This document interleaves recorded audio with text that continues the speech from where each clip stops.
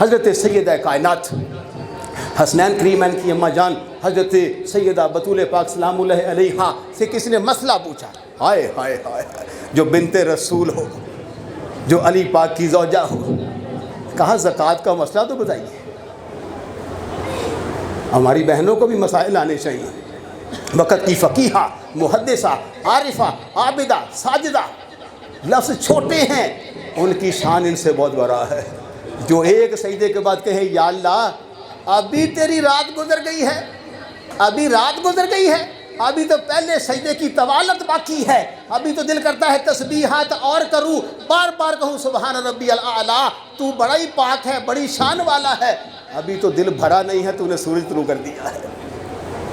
مسئلہ پوچھا زکوٰۃ کا، تو فرمایا 40 اونٹ ہوں تو ان میں سے آپ 2 اونٹ جو ہیں وہ اللہ کی راہ میں قربان کر دیں۔ ہاں اب میرا دل یہ چاہتا ہے، یہ شریعت کا مسئلہ ہے، میرا دل یہ چاہتا ہے کہ اللہ مجھے 40 اونٹ عطا کرے تو میں 40 کے 40 اللہ کی راہ میں قربان کر دوں۔ سبحان اللہ۔ نبی پاک علیہ السلام کی محفل سجی ہوئی ہے، دربار مصطفیٰ علیہ السلام لگا ہوا ہے۔ ایک صحابہ ایک قبیلہ بنو سلیم سے بزرگ عمر سے آ کر کلمہ پڑھا، توجہ ہے جی؟ کلمہ پڑھنے کے بعد نبی پاک علیہ السلام نے فرمایا اب یہ بتاؤ کہ تیرے مالی حال کیسا ہے؟ ہائے ہائے ہائے ہائے، یہ ایک کریم آقا کا کرم ہے، تیرے مالی احوال کیسے ہیں؟ کہنے لگے کہ میں اپنے قبیلے کے 3000 بندوں میں سے سب سے زیادہ غریب ہوں۔ ہائے ہائے، اس بارگاہ میں جو بھی آتا ہے سچا آتا ہے، نگاہ مصطفیٰ پڑھنے کی دیر ہوتی ہے، سچ کا اظہار کرنا شروع، ابھی کلمہ پڑھا ہی ہے، کفر سینے سے نکلا ہی ہے، نور ابھی ایمان کا آیا ہی ہے۔ تو میرے آقا نے صحابہ میں اعلان فرمایا کون ہے جو اس مسکین کی مدد کرے؟ صحابہ سعد بن عبادہ اٹھے، کہا آقا میں ایک اونٹنی ان کے نام کرتا ہوں۔ ہائے ہائے ہائے ہائے، کوئی ڈھونڈ لے کے آئے مثال، میں نے کہا نبی کی مثال تو مل نہیں سکتی، ان کے غلاموں کی بھی مثال نہیں مل سکتی۔ کہا آقا ایک اونٹنی قربان کرتا ہوں، ان کے نام کرتا ہوں۔ کہا ان کے سر کو کون ڈانپے گا؟ پھر اٹھے علی المرتضیٰ، کہا آقا میں اپنی دستار مبارک ان کو عطا کرتا ہوں۔ ہائے ہائے ہائے، اور میں نے کہا اس قبیلے کے بندے مجھے تیرے پر آج بھی رشک آتا ہے کہ تیرے سر پہ دستار بھی وہ آئی ہے جو حیدر کرار کی دستار ہے، جو شیر خدا کی دستار ہے، جو حسنین کریمین کے ابا جان کی دستار ہے، اور یہ وہ ہستی ہے جس کے بارے میں علی پاک آقا نے کہا تھا کہ اے علی انت اخی فی الدنیا والآخرہ، میں اشارہ کر رہا ہوں علی تو دنیا ہو یا آخرت ہو تو میرا بھائی ہے۔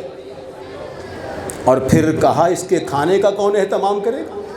دیکھو یہ کرم ہے، کاش آج کل کے علماء بھی، آج کل کے پیر بھی یہ کام کریں نا۔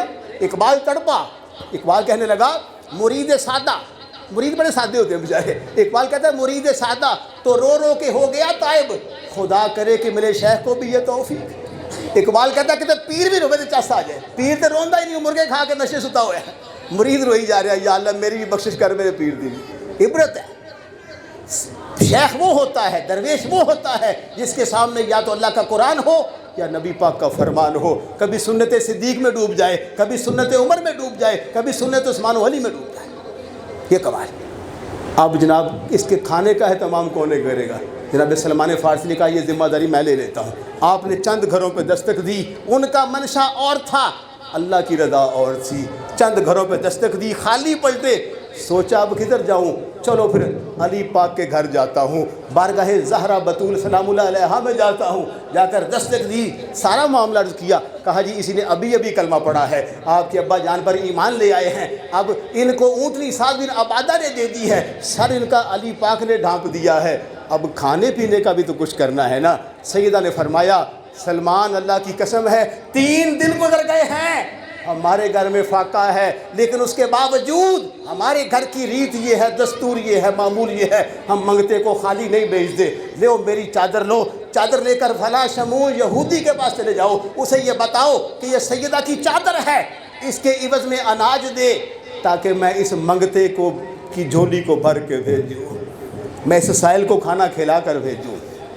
جب وہ لے کر سلمان فارسی، ساتھ وہ صاحب بھی تھے، شمون یہودی کے پاس پہنچے، اس کو سارا ماجرا بیان کیا کہ اس بندے نے ابھی کلمہ پڑھا ہے، نبی پاک نے ایک غلام سے اس کو اونٹنی دلوا دی ہے، علی پاک نے ان کو دستار عطا کر دی ہے، اب حضور کی صاحبزادی ان کی شہزادی جن پر شرم بھی ناز کرتی ہے، حیا بھی رشک کرتی ہے، خدا کرے کہ ان کی شرم و حیا کا فیض اللہ امت کی بیٹیوں کو عطا کر دے، اللہ امت کی ماؤں کو عطا کر دے، اللہ امت کی بہنوں کو عطا کر دے۔ ہائے ہائے ہائے، کہا یہ چادر انہوں نے بھیجی ہے، اس چادر کے عوض وہ اناج چاہتی ہیں۔ یہودی تڑپا کہ جن کے اپنے گھر میں 3 دن کا فاقہ ہے، ان کی شان کریمی یہ ہے کہ وہ منگتے کو چادر بیچ کے نوازنا چاہتے ہیں۔ کہا یہ تو میں نے تورات میں پڑھا ہوا ہے کہ اس طرح کے جو سخی ہوں گے یہ اللہ کی بارگاہ کے بڑے پیارے ہوں گے۔ کہا لو پھر میری بھی ایک گزارش سن لو، میرا بھی ایک پیغام لیتے جاؤ، جا کے سیدہ کی بارگاہ میں عرض کر دو کہ میں نے تورات میں پڑھ رکھا تھا تمہارے بابا کی نشانیوں کو بھی، ان کی اولاد کی نشانیوں کو بھی، آج مجھے یقین آ گیا ہے کہ تیرا بابا بھی سچا رسول ہے تو ان کی شہزادی بھی سچی بیٹی ہے۔ جاؤ میں تیرے بابا پر ایمان لاتا ہوں، کلمہ پڑھتا ہوں، اور میں نے کلمہ پڑھ کے مسلمان ہو چکا ہوں۔ اور میں نے کہا سیدہ تیری چادر کی اتنی حیا ہے کہ یہودی مسلمان ہو جاتے ہیں۔ کلمہ پڑھ کے مسلمان بھی ہوا اور اناج بھی بیچا۔ مؤدبانہ کہا یہ قبول فرمائیے، اور یہ چادر اس حرمت والی خاتون کی ہے جس کی شرم و حیا سے فرشتے بھی محتاط ہیں، جس کے بارے میں فرشتے بھی اس کا حیا اور ادب اور احترام کرتے ہیں۔ چادر بھی بھیجی گئی۔ یہ وہ لوگ تھے شانوں والے۔ آپ نے فوراً جو اناج آیا اس کو کھانا بنا کے 2 روٹیاں جلدی سے ان کو دے دی۔ سلمان فارسی کہنے لگے آپ نے اتنی مشقت کی ہے نا، کچھ کھانا گھر والوں کے لیے رکھ لے۔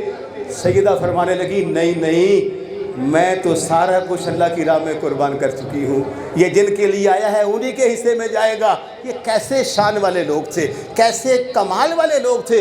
اور پھر سنیے، اور پھر حضرت علی کی شان کا واقعہ میرے ذہن میں آ رہا ہے، توجہ۔ حضرت علی نے ساری رات بات کو سینچا، باغ کو سینچا مانی پانی کا چھڑکاؤ کیا، رات بھر مشقت کی، صبح اجرت میں جو ملے۔ اس دور میں یہ ہوتا تھا، جو مل رہے ہیں، کھجوریں مل رہی ہیں، جو ملے وہ اب گھر لے کر آئے۔ جب گھر لائے تو سیدہ بطول پاک سلام اللہ علیہ کو کہا یہ اناج اس کو پکاؤ۔ آپ نے کچھ حصہ پکایا تو ایک منگتا آ گیا۔ کھانا تیار ہی ہوا تھا کہ منگتا آیا، آپ نے منگتے کو عطا کر دیا۔ پھر آپ نے کھانا پکایا، دوسری مرتبہ پھر منگتے کو عطا کر دیا۔ جب تیسری مرتبہ پکایا پھر منگتا آ گیا۔ اس نے کہا میں قیدی ہوں، میں مشرک ہوں، بڑا بھوکا ہوں، خدا کے لیے مجھے بھی کچھ دے دیجیے۔ پھر آپ نے عطا کر دیا۔ اللہ قدوس کو ان کی یہ سخاوت، یہ اثار اتنا پسند آیا کہ رب نے کہا جبریل جلدی جلدی قرآن لے کے چلا جا۔ ان کی شان میں یہ آیت لے کے چلا سورۃ الدہر کی، وَيُطْعِمُونَ الطَّعَامَ عَلَىٰ حُبِّهِ مِسْكِينًا وَيَتِيمًا وَأَسِيرًا۔ اللہ نے کہا یہ وہ لوگ ہیں جو مسکین آئے تو اس کو بھی عطا کر دیتے ہیں، یتیم آئے اس کو بھی عطا کر دیتے ہیں، اور قیدی آئے اس کو بھی عطا کر دیتے ہیں۔ اس گھرانے کے کیا کہنے۔ اور آپ کو مبارک ہو، آپ نے جو موضوع چوز کیا ہے، چنا ہے۔ حاجی صاحب آپ سے خطاب ہے، آپ سے، یہ آپ کے سینے میں ایمان کی دلیل ہے۔ مشہور حدیث میں آقا سے فرماتے ہیں مَثَلُ اہل بیتی مَثَلُ سفینۃ نوح، فرمایا یاد رکھو میری اہل بیت اطہار کی مثال، میری اہل پاک کی مثال ایسے ہے جیسے کشتی نوح کی مثال ہو۔ میں من راکبہ فیہا نجا، جو اس پہ سوار ہو گیا وہ نجات پا گیا۔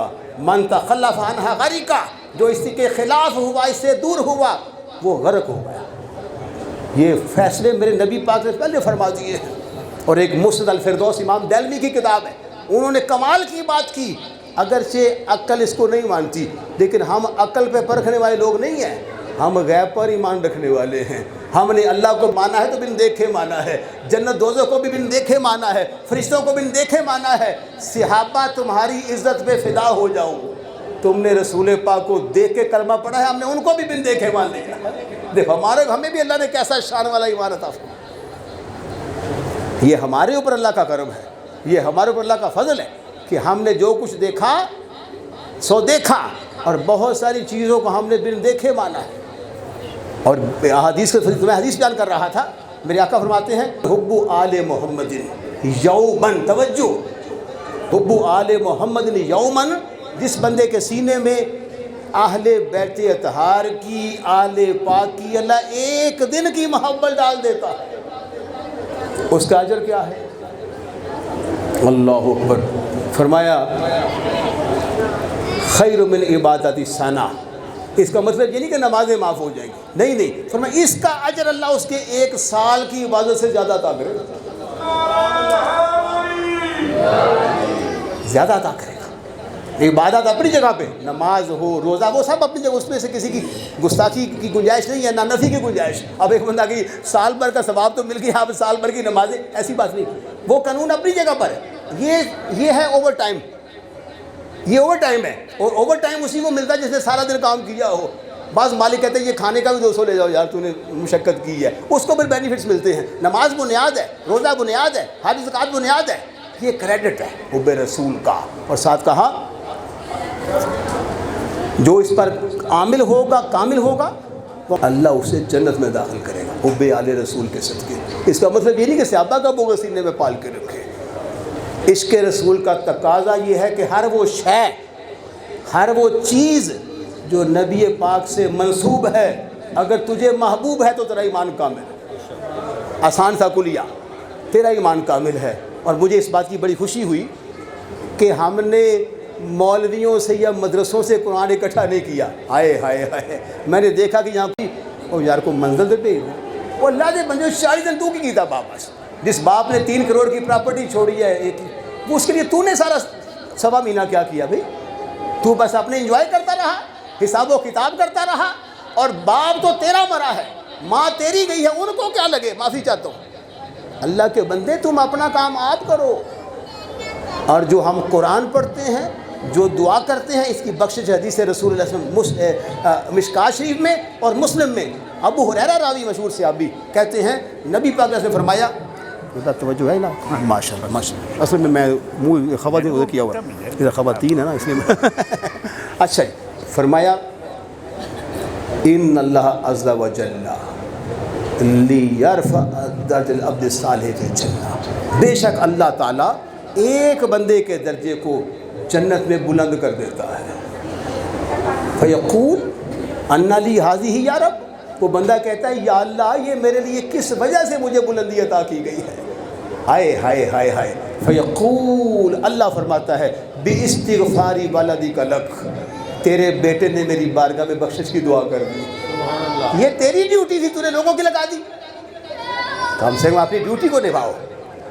جی، جس ماں نے 9 مہینے تمہیں شکم مادر میں رکھا، 3 سال تیرے بول و براز کو دھو کے تجھے پاک صاف رکھا، اور 5-6 سال تک تجھے انگلی پکڑ کے چلنا سکھایا، اگر وہ زندگی میں تجھ سے دکھی ہے تو تو زندگی میں جنت میں نہیں جا سکتا، آخرت میں جنت میں نہیں جا سکتا۔ اور اگر اس کے دنیا سے چلے جانے کے بعد تو اس کے لیے دعائے بخشش نہیں مانگتا، تو یہ تیری بد نصیبی ہے، کیونکہ ماں اور باپ کا مقام و مرتبہ، میں نے کہا سارا قرآن بعد میں، ساری حدیثیں بعد میں، اگر تو صرف نماز کا ترجمہ پڑھ لیتا، ہم اجمی، ہمیں عربی آتی نہیں ہے نا، اللہ کرے آ جائے، اور میں نے کہا سب سے اعلیٰ عبادت نماز ہے، اور یہ شب معراج کا تحفہ ہے۔ نماز میں اللہ چاہتا تو صرف یعنی اللہ کی حمد و ثنا ہوتی، اللہ نے ایسا نہیں، عبادت اللہ کی ہے، اللہ کے علاوہ کسی کی عبادت کرنا شرک ہے، مسئلہ یاد رکھیں، جو کسی نبی کی عبادت کرے وہ مشرک ہے، عبادت صرف اللہ تعالیٰ کی، کسی نبی کی، کسی رسول کی عبادت کرنے والا مشرک ہے۔ لیکن میرے اللہ نے چاہا کہ میری بارگاہ میں قیام ہو کے تو نے حمد پڑھ لی ہے، رکوع میں تو نے میری تعریف کر لی ہے، سجدہ میں کر لی ہے، تشہد میں تو نے اپنی عاجزی کا اظہار کر لیا ہے، اب میرے نبی کی بارگاہ میں درود پیش، ہائے ہائے ہائے، یہ کہ السلام علیکہ ایھا النبی، درود پیش، پھر درود پیش ابراہیم علیہ السلام پر، ان کی آل پر، پھر میری بارگاہ میں دعا مانگ، ربنا اغفر لی ولوالدی، ترجمہ کیا ہے؟ اے ہمارے رب میری بخشش فرما اور میرے ماں باپ کی بخشش فرما۔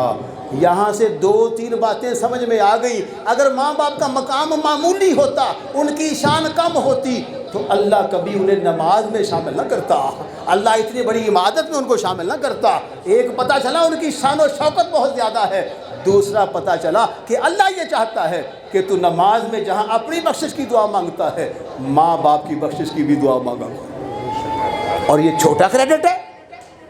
حدیث کا مفہوم سنیے، میرے آقا علیہ السلام فرماتے ہیں اللہ کریم کی شان و شوکت، اس کا فضل، اس کی رحمت یہ ہے کہ جب تو نیک نیت ہو کر محبت سے، کوری بات ہے نہیں، حدیث میں لفظ ہے نظر محبت سے۔ آج کل بچے معافی چاہتا ہوں ماں باپ کو گوریاں بھی ڈال رہے ہوتے ہیں، نادان نہ سمجھی، کتنی بڑی حماقت ہے۔ لوگ کتوں کو چوم رہے ہیں، ابھی جانور آئیں گے قربانی کے ایسے بغل گیر ہو رہے ہوں گے، فخر سے گری میں لے کے پھر رہے ہوں گے کہ پتہ چلے میں بکرا قربان کر رہا ہوں، میں گائے قربان کر رہا ہوں، میں اونٹ قربان کر رہا ہوں۔ کیا کبھی باپ کی انگلی پکڑ کے بھی تو بازار میں چلا ہے؟ کیا کبھی ماں کو بھی باغ میں لے کے تھوڑی سی سیاحت کروائی ہے فخر سے کہ یہ ان کے وجود کے صدقے اللہ نے مجھے وجود عطا کیا؟ تو حدیث کا ترجمہ کیا ہے؟ میرے آقا فرماتے ہیں نظر محبت سے جو اولاد ماں یا باپ کے چہرے کی جانب دیکھتی ہے اللہ اسے مقبول حج کا ثواب عطا کرتا ہے۔ کمال ہے یار۔ میں نے کہا آقا علیہ السلام تیرے آنے کی برکتیں اتنی زیادہ، پنجابی کے نہ ہینگ لگے نہ پٹکڑی۔ حاجی صاحب کو پتہ ہے VIP حج کم سے کم 50 لاکھ کا ہوتا ہے، 30-40 لاکھ جو اس کا خرچہ ہے، کوئی کھانا پینا بھی ہوتا ہے، کوئی لنگر سے واپسی آپ تبرک بھی لے کے آتے ہیں، آدھا کروڑ لگتا ہے، پھر آپ حج ہوتا ہے۔ اور ہمارا حسن ظن ہے کہ اللہ نے قبول کر لیا ہے، لیکن حدیث اور قرآن نے گارنٹی نہیں دی اس کی قبولیت کی۔ وہ اللہ کی رحمت میں ہمیں بھروسہ ہے کہ وہ کریم ہے، ہمارے بھولے والے سجدوں کو قبول کر لے گا۔ لیکن ماں باپ کے دیدار کی باری آئی، ان کی زیارت کی باری آئی، فرمایا حجۃ مبرورۃ، یہ وہ حج ہے جو اللہ ہر حال میں قبول کر لیتا ہے۔ کمال ہے یار، پھر بھی تو محروم رہے، پھر بھی تمہیں دین اسلام میں کچھ نہیں ہے۔ اور مشہور حدیث ہے رضی اللہ فی رضی الوالدین و سخط اللہ فی سخط الوالدین۔ میرے آقا فرماتے ہیں جس نے ماں باپ کو راضی کیا اس کا اللہ راضی ہو گیا۔ آج نیت کر کے جاؤ، اگر چاہتے ہو نا میدان محشر میں میری بھی نجات ہو جائے، جب اللہ قدوس مجھ سے پوچھے ہاں بھئی تجھے پروٹوکول ملا تھا، تجھے اسٹیج پہ بٹھایا تھا، بزرگ نیچے بیٹھے ہوئے تھے، بڑی بڑی تہجد گزار مائیں جو ہیں شرم و حیا کی پیکر جنہوں نے زندگی بھر غیر محرم کو دیکھا نہیں ہے، وہ تو نیچے بیٹھی ہوئی تھی، تجھے اونچے بٹھایا تھا، کیا کو قرآن کی بات تو نے بتائی تھی، حدیث کا مسئلہ بتایا تھا؟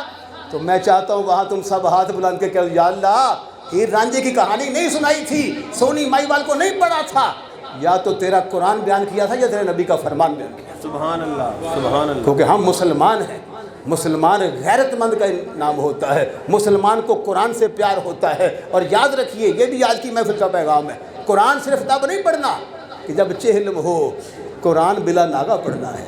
ہم نے دیکھا اپنی ماؤں کو، اپنے بزرگوں کو دیکھا کہ صبح جب اٹھے نماز کے لیے سب سے پہلے نماز ہے، اس کے فوری بعد قرآن کی تلاوت ہے، اس کے بعد ان کے ہاتھ میں تسبیح ہے، تسبیح نہیں ہے تو مائیں آٹا گوندھ رہی ہیں تو زبان پہ کلمہ پاک کا ورد ہے، یا درود و سلام کے گجرے ہیں۔ یار اندازہ لگائیے اس آٹے پر جس پر اللہ کی توحید کا تذکرہ ہوگا، جس پر نبی پاک پر درود و سلام بھیجا جائے گا، اس آٹے میں اللہ کتنی برکتیں نازل کرے گا، اس کے کھانے والے کے اندر کتنی لطافت پیدا ہوگی، کتنی روحانیت پیدا ہوگی۔ تو برادران مکرم 4:10 ہو گئے نا جناب، من لگتا 4 ہو گئے نا، 4:10 کر دیے بس کی خیال 10 پہ بس ہو جائے۔ بسم اللہ جی۔ میں نے کوشش کی ہے کہ میں ایک طالب علم ہونے کی حیثیت سے آپ کو قرآن و سنت کے مفاہیم سے آگاہ کروں، پھر بھی چونکہ وہ بزرگوں کا شعر ہے، یہ شعر نبیوں رسولوں کے بارے میں نہیں ہے، باقیوں کے، وہ تو بندہ نہیں جو خطا نہ کرے، وہ خدا ہی نہیں جو عطا نہ کرے۔ سمجھ ہے نا جی؟ تو بندہ ہونے کے نائزہ بندہ اتنا ہی کر سکتا ہے۔ تو آج کی جو گفتگو ہے اگر آپ نے اتنا ہی پیغام اپنا لیا تو یقین کرے ہماری بخشش ہو جائے گی۔ اب آخر پہ ایک حدیث میں بیان کر رہا ہوں مختصر، حوالہ مسلم شریف، راوی ابی امامہ کیا کہتے ہیں؟ کہتے ہیں نبی پاک نے فرمایا اقرأ القرآن، قرآن کو پڑھا کرو۔